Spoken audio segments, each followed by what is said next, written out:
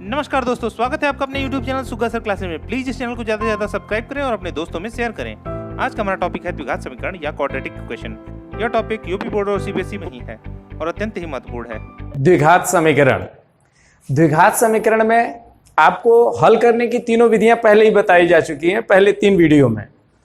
अब इसके विविक्तकर, डिस्क्रिमिनेंट और मूलों की प्रकृति, नेचर ऑफ रूट्स, इसके बारे में ये वीडियो है।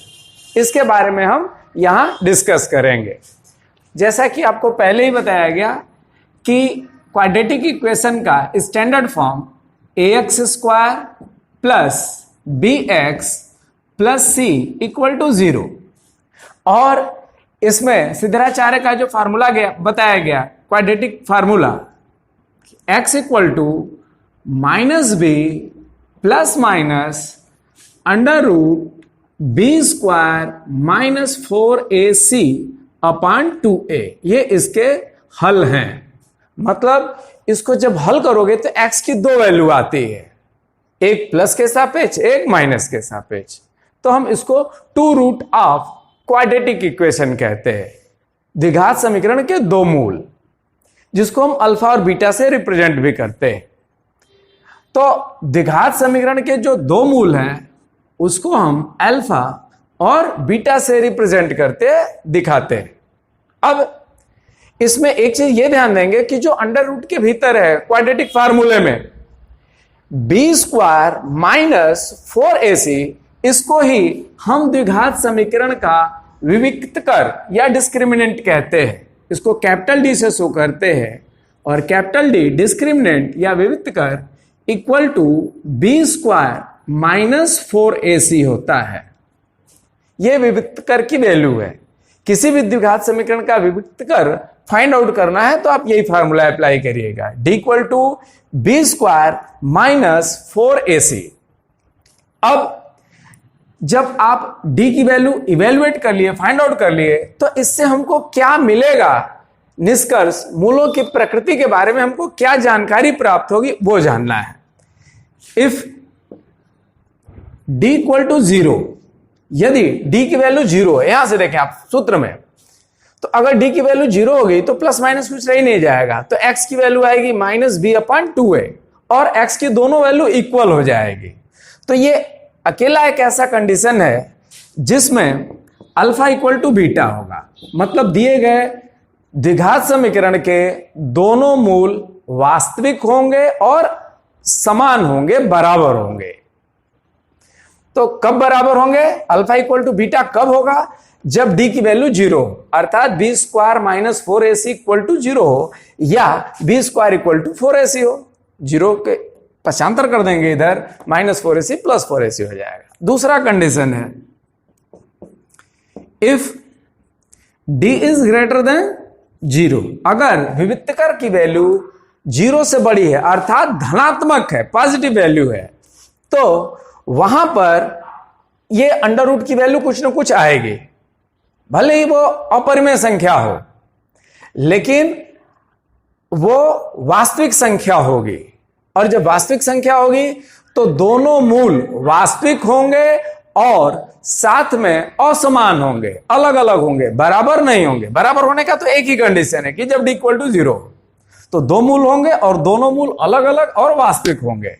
तीसरा कंडीशन है, if d is less than 0, that is d is negative, ऋणात्मक हो विविक्तकर की वैल्यू, तब द्विघात समीकरण के कोई भी हल नहीं होंगे। क्योंकि ये जब माइनस में आएगा तो अंडर रूट के भीतर माइनस, करड़ी के भीतर ऋणात्मक, ये काल्पनिक संख्याएं, वास्तविक संख्याएं नहीं है। तो इस स्थिति में हमारे द्विघात समीकरण का कोई भी हल नहीं है। मूल अधिकल्पित अथवा काल्पनिक होंगे या वास्तविक नहीं होंगे, तो उसको हल नहीं किया जा सकता है। हल बस 2 ही कंडीशन में हम कर सकते हैं, पहले और दूसरे में। इन 2 केस में मूल जो होंगे वो वास्तविक होंगे, जबकि तीसरे स्थिति में मूल जो होता है वो काल्पनिक होता है, और जब मूल काल्पनिक है तो हम उसको हल नहीं कर सकते हैं। तो ये 3 कंडीशन है विविक्तकर के गुणों के आधार पर। अब इसमें थोड़ा सा मूलों की प्रकृति पे भी आप आए। अल्फा इंटू बीटा, मूलों का गुणनफल इक्वल टू होता है C अपान A और अल्फा प्लस बीटा मूलों का योगफल equal to minus B upon A। A B C क्या है आप देख रहे हो, A एक्स स्क्वायर का गुणांक, B एक्स का गुणांक और C कांस्टेंट टर्म है, स्वतंत्र पद है। तो मूलों का योगफल माइनस B अपान A, मूलों का गुणनफल C अपान A। तो ये सूत्र याद रखेंगे।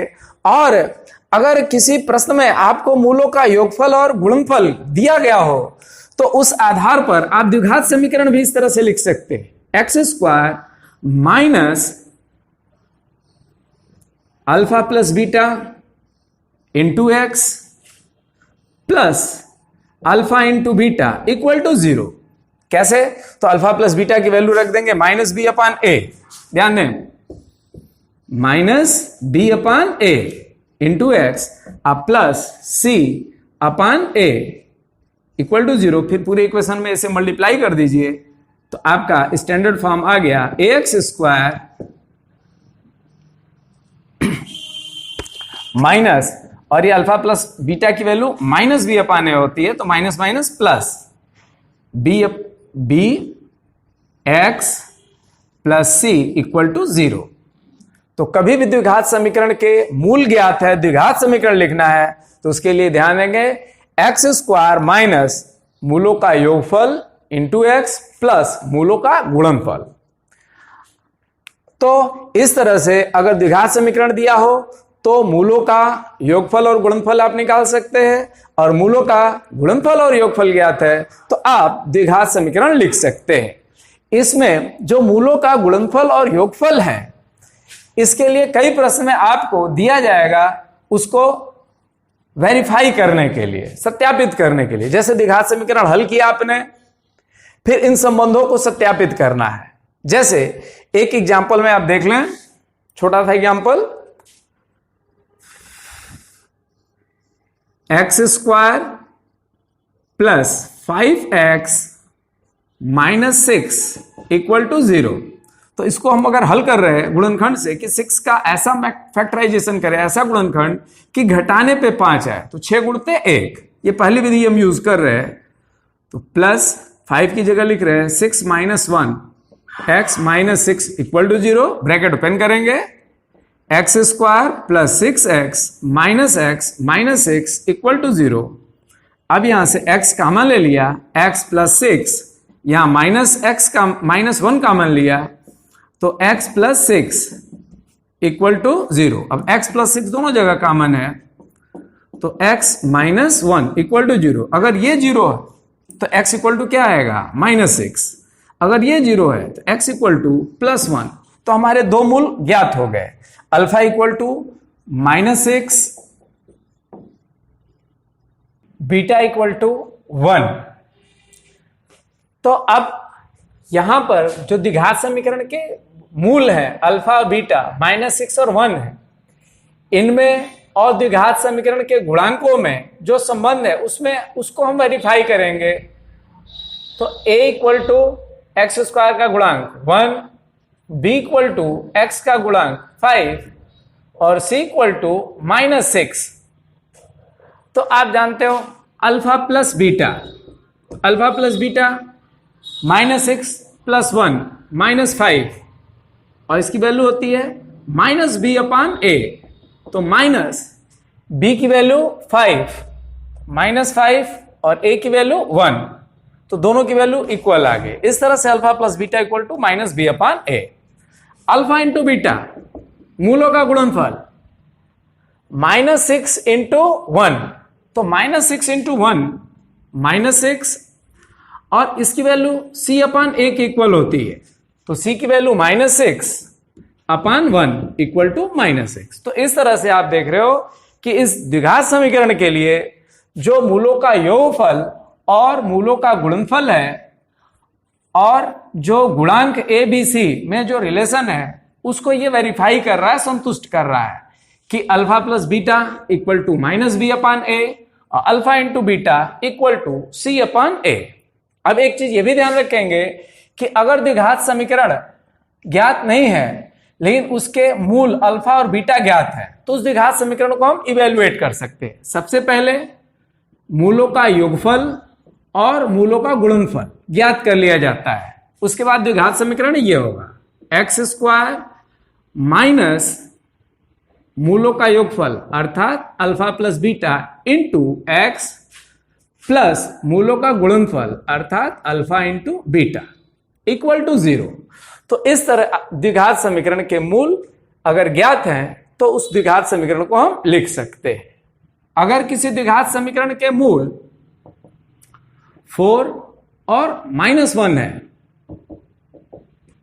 तो अल्फा प्लस बीटा 4 - 1 3 होगा, अल्फा इंटू बीटा 4 इंटू -1 -4 होगा। तो द्विघात समीकरण के मूल ऐसे आप लिख सकते हो x square minus alpha plus beta, तो अल्फा प्लस बीटा की वैल्यू 3, तो -3 into X plus alpha into beta की वैल्यू -4 इक्वल टू 0। तो ये वो द्विघात समीकरण है जिसके लिए मूलों का योगफल और मूलों का गुणनफल ये है, या मूल अल्फा और बीटा की वैल्यू 4, -1 है। अब हम इस विविक्तकर और मूलों की प्रकृति के आधार पर कुछ प्रश्नों को देखेंगे और इन प्रश्नों के आधार पर आप एनसीईआरटी के अधिक से अधिक क्वेश्चन क्लास 12th के सॉल्व कर सकते हैं। तो उस आधार पर इसमें आप ये पहला प्रश्न है k-1 into x square plus 2k - 1 into x minus 9 plus k equal to 0। हम यहां गुणांकों को कंपेयर करेंगे। a equal to k-1, b equal to 2k - 1 और c equal to -9 plus k। अब इस प्रश्न में कह रहा है कि यदि मूलों का गुणनफल और मूलों का योगफल बराबर हो तो k की वैल्यू क्या होगी। तो इसके लिए मूलों का गुणनफल बराबर मूलों का योगफल। मूलों का गुणनफल आप जानते हो C/A होता है और मूलों का योगफल का फार्मूला बताया गया -B/A। अब यहां पे A, B, C की वैल्यू रखनी है। C की value -9 plus k upon A की value k - 1 minus B/A minus B की वैल्यू 2k - 1 अपान A की वैल्यू k - 1। आप यहां k - 1 से k - 1 कटाएंगे नहीं क्योंकि द्विघात समीकरण है, उसमें k का एक मान कम हो जाएगा। आप तिर्यक गुणा करोगे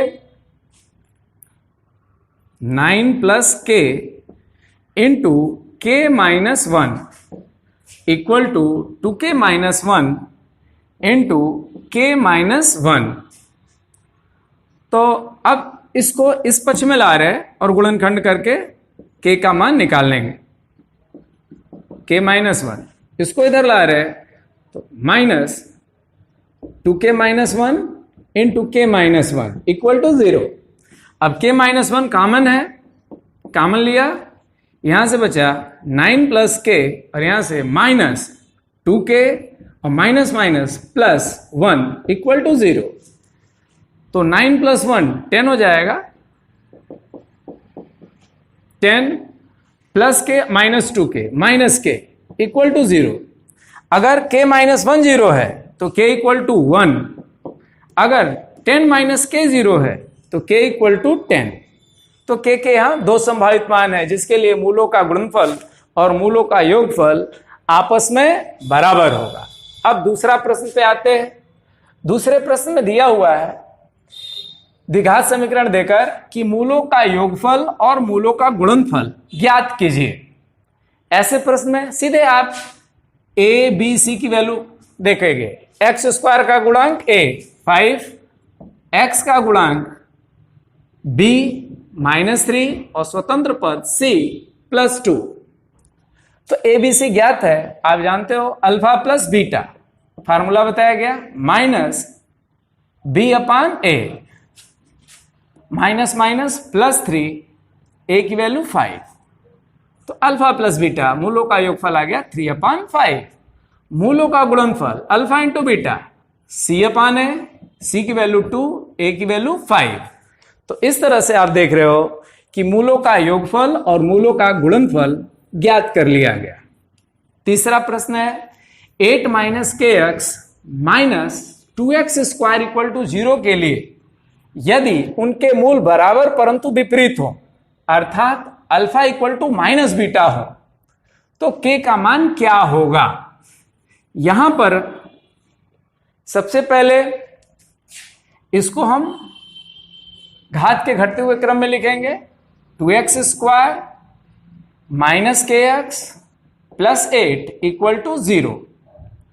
अब x² का गुणांक -2, x का गुणांक -k और c की वैल्यू जो स्वतंत्र पद है वो 8। तो a b c इनके वैल्यू हम लिख लिए। अब यहां कंडीशन है अल्फा = बीटा, तो उस समय alpha plus beta equal to क्या आ गया 0। और आप जानते हो अल्फा प्लस बीटा -b/a, तो -b/a इक्वल टू क्या हो गया 0। तो -b = a × 0, 0 और -b, तो b की वैल्यू क्या है -k, तो माइनस प्लस k = 0। तो k = 0 के लिए ये मूल आपस में बराबर परंतु विपरीत होंगे, अर्थात अल्फा - बीटा होगा। अब इसमें जो लास्ट क्वेश्चन आप देख रहे हो 3x² - 6x + k = 0 के मूल समान हो तो k का मान ज्ञात कीजिए। देखिए आपको व्युत्कर में सबसे पहले आपको बताया गया पहला कंडीशन कि जब विविधकर d की वैल्यू 0 होगी तो मूल समान होंगे, अल्फा = बीटा होगा। तो d = 0 है, वही कंडीशन है, मूल समान है, तो मतलब क्या होगा d = 0 और d = 0 का मतलब b² - 4ac = 0। और इस समीकरण के लिए a की वैल्यू 3, b की वैल्यू -6 और k की वैल्यू c की वैल्यू k, जिसको हमको फाइंड आउट करना है। तो यहां मान रखें -b² -6 का स्क्वायर, तो b² माइनस का स्क्वायर प्लस होता है 36 -4 × a 3 और c की वैल्यू k = 0। तो 36 - 12k = 0, तो 12k = 36, तो k = 36/12 = 3। तो k की वैल्यू 3 हो गई, जिसके लिए यहां दिए गए द्विघात समीकरण के मूल समान है। तो इस आधार पर आप विविधकर और मूलों से संबंधित प्रश्नों को अधिक से अधिक हल कर लेंगे। Okay, Thanks for watching this channel Suga Sir Classes. Please like, share and subscribe this channel. Thank you.